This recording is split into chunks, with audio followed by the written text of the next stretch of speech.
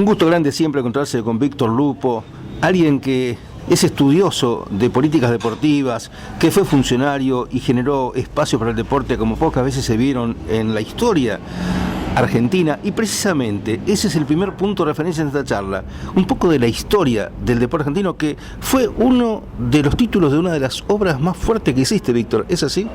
Sí, más fuerte porque creo que fue la primera, digamos, que alguien que se animó a escribir del deporte peronista en un libro, porque había algún libro de los presidentes y el deporte, pero en general hasta ese momento nadie había escrito una obra completa de lo que había sido la obra de Perón en el gobierno y los deportistas en sus tiempos, ¿no? En el lugar de sus esta tiempos. Historia arranca como historia política de antes.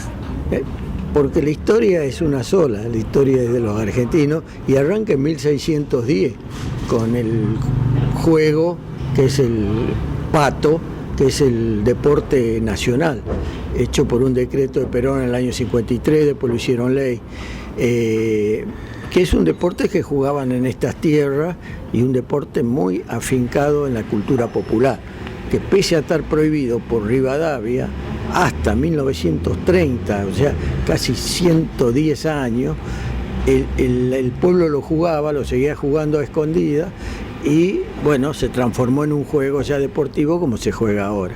El rugby, el fútbol también, ¿no? Tienen esa impronta también de haber llegado de lugares foráneos, de Inglaterra.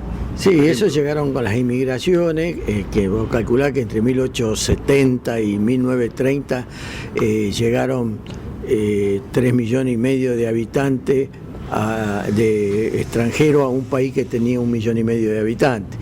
O sea, ese mestizaje fue armando, y ellos trajeron lo que hoy se considera el deporte, entre ellos el rugby, el cricket y el fútbol. Y al fútbol lo tomamos nosotros como deporte y lo acriollamos en esa cosa que tiene la cultura popular del mestizaje, y bueno, es el deporte. Ya para los argentinos es una religión. Desde Alejandro Watson, ¿no? Sí, él fue el que introduce en los colegios, después como en los colegios se prohibía la publicidad a través del deporte, empezaron los clubes, funda el Alumni, que es el que más campeonato tiene, donde jugaban todos ingleses, entre ellos el suegro de la gran tenista rosarina Mediterránea de Way. Y después ahí jugaban los hermanos Brown. Sí, eran 7 hermanos Brown, y el wing derecho era Weiss. Y bueno, Weiss era el padre de María Terén, fue el número 7 de Alumni. El suegro. El suegro de Mediterránea. Correcto.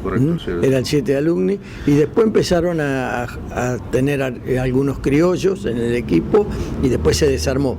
De ahí dice que nace el Racing Club. Exacto. Pero no sé si es tan así, pero bueno, fue el iniciador de eso que nosotros queremos, que es el fútbol, ¿no?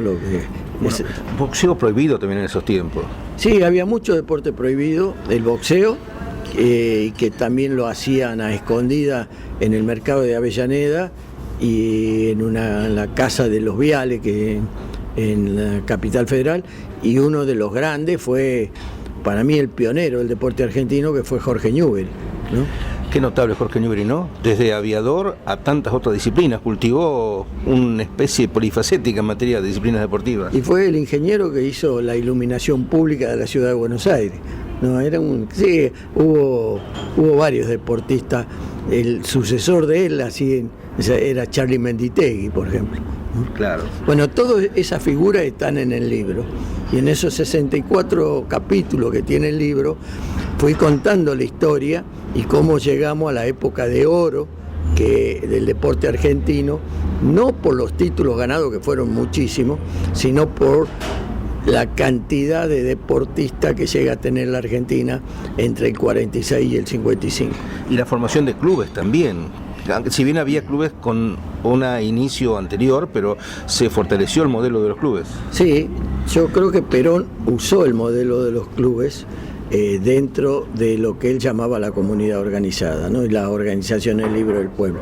Le dio mucho valor al club, como a la CGT y a la Fundación Eva Perón. Para mí, las 3 herramientas fundamentales de la comunidad organizada. ¿Y por qué el club? ¿Qué le ves de valor al club en ese esquema? El club, en general, todo lo toman como los intelectuales, ¿no? Como una cosa recreativa. El club fue siempre un lugar de encuentro, no solo en la Argentina, porque los clubes nacen en Inglaterra y nacen después de la Revolución Industrial, cuando a las ciudades inglesas o británicas llegan cantidad de gente del campo, ¿no? Y fue el lugar del encuentro, como era la taberna, digamos, fue el lugar de encuentro del club. Y los clubes se fueron formando de acuerdo a los que venían del mismo lugar, a los que trabajaban en la misma fábrica, y bueno, y ahí fueron haciendo sus costumbres sociales, el teatro y el deporte, y bueno, y los argentinos lo tomamos muy fuerte al club como una institución desde fines del siglo XIX. Los clubes como asociaciones civiles sin fines de lucro se multiplicaron. En aquel modelo de la etapa del 46 al 55, decías que crecieron mucho la cantidad de deportistas, la cantidad de clubes y los títulos. Una simple estadística, ¿cómo la podés sintetizar? Muy fácil. Yo conocí a un investigador social único, creo que tuvo la Argentina, que se llamó el licenciado Alfredo Armando Aguirre. Y él me dio un título, un subtítulo donde comienza en mi libro ¿Quién era Juan Perón? Y ahí pongo este subtítulo que dice que el peronismo no inventó al deporte. Lo que hizo el peronismo al darle mejor calidad de vida a los argentinos, logró que muchos argentinos practiquen la actividad deportiva y los que eran buenos ya puedan lograr más títulos por el apoyo del Estado. Bueno, hay una etapa negra, ¿no? Deportistas que estaban en plenitud, en su apogeo, después fueron perseguidos, no pudieron lograr, por ejemplo, Osvaldo Suárez en su apogeo, medallas olímpicas. Bueno, la violencia en la Argentina no es actual, no, es esa violencia del odio que es muy grave. Escuché una frase magnífica del Papa Francisco que dice que así como hay una comunidad del odio, hay una comunidad de las tripas. Y la explica diciendo que es la comunidad del amor, porque de las tripas de la mujer salen los niños. Y entonces eso es una comunidad que nace con amor. Pero también está la otra, que es la comunidad del odio. Y esa comunidad del odio se expresó muy fuerte en el 55 contra los deportistas. No hacia los clubes, pero hacia los deportistas y las federaciones que representaban los atacaron. En el 76 fueron contra los clubes. Bien, de aquella etapa uno rescata Mary Terén de Guayes, que sufrió el aislamiento, no se competía con ella en los certámenes nacionales, su proyección internacional fue frustrada y terminó suicidándose joven. Así es, Mary fue para mí la más perseguida, porque el odio era tan grande contra ella, tan grande, que la persiguieron, no volvió al país por 3 años, en 55, le intervinieron sus bienes, la perseguían. Bueno, y el colmo fue ese de que no se le presentaban a jugar, porque no hay nada peor para un deportista que aquel que vos vas, el otro que necesitas para jugar, no vaya a jugar. Bueno, hoy hay un estadio muy lindo, magnífico, Mary Terén de Guayes en Parque Roca. Costó mucho que lleve su nombre, ¿no? Costó mucho y lo siguen ninguneando.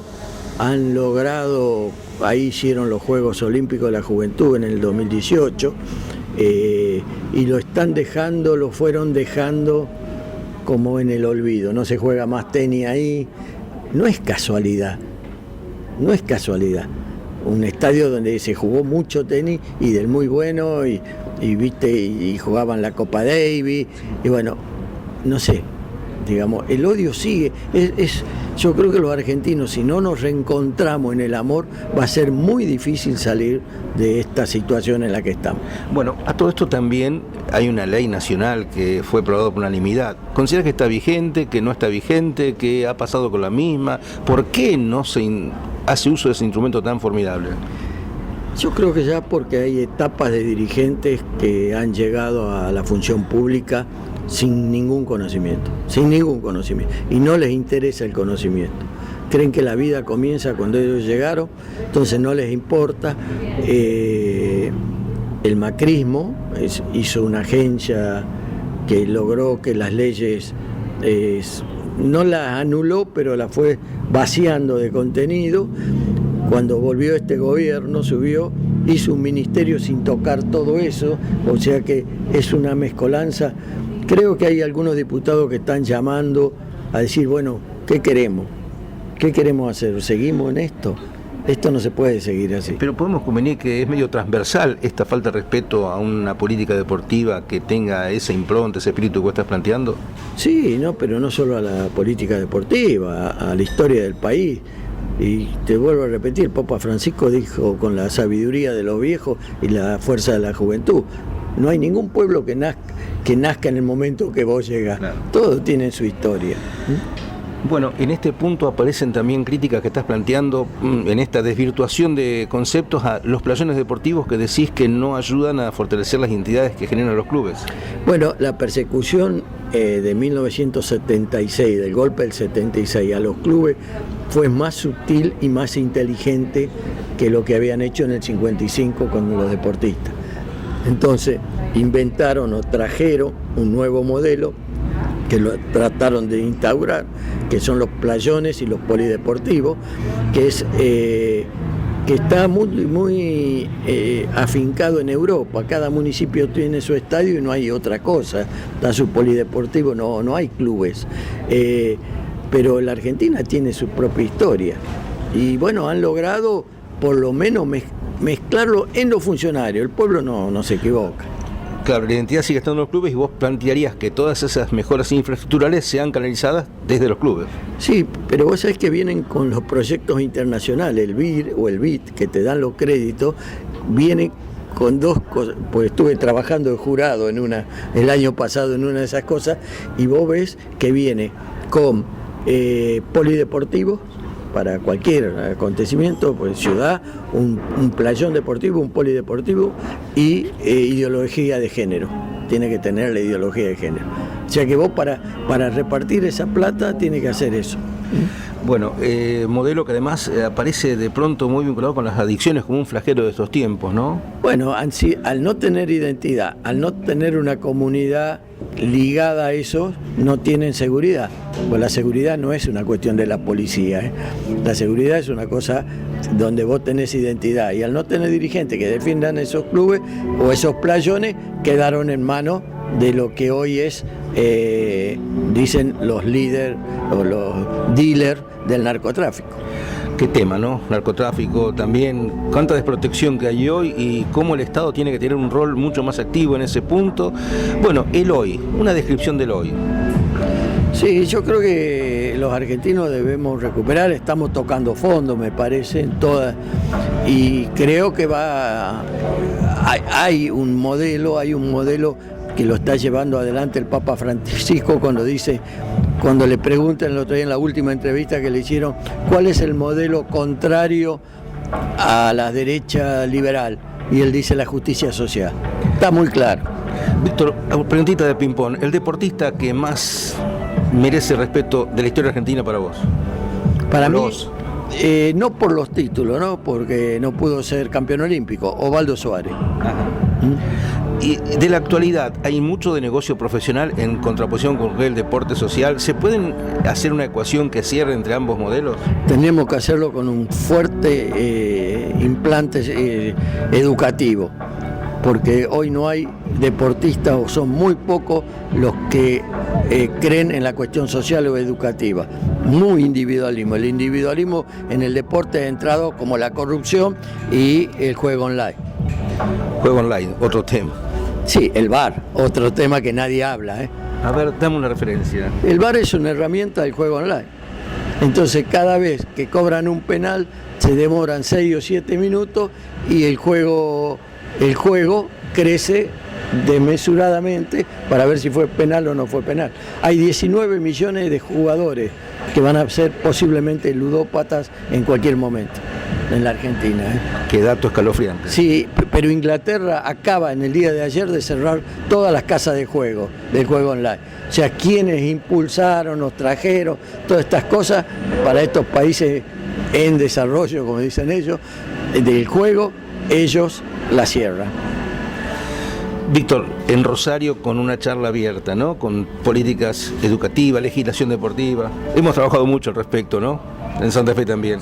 Sí, vengo a eso. Digo, cuando me invitan los jóvenes voy a cualquier lado, hago cualquier sacrificio, porque creo que los jóvenes se merecen que nosotros, los más grandes, le contemos la verdadera historia y no la que cuentan los medios hegemónicos hoy en la Argentina. El programa se llama El Gran Encuentro, tiene como eje donde entra una pelota no entra la droga, frase del padre Pepe Di Paola, siempre rescatando la tarea que hace el padre Pepe y esa frase tan contundente. Fue una frase que él lanzó en la presentación de mi segundo libro, Los 100 ídolos porteños, en un lugar extraordinario que se llama La Manzana de las Luces, que es donde asumió Juan Manuel de Rosas como gobernador de Buenos Aires. La lanzó ahí por primera vez. Bueno, ahora está más adecuado, más adelantado, que habla de las 3C como herramienta de la comunidad organizada. Las 3C, club, capilla y colegio. Gracias, Víctor. Gracias a vos. Hay que seguir.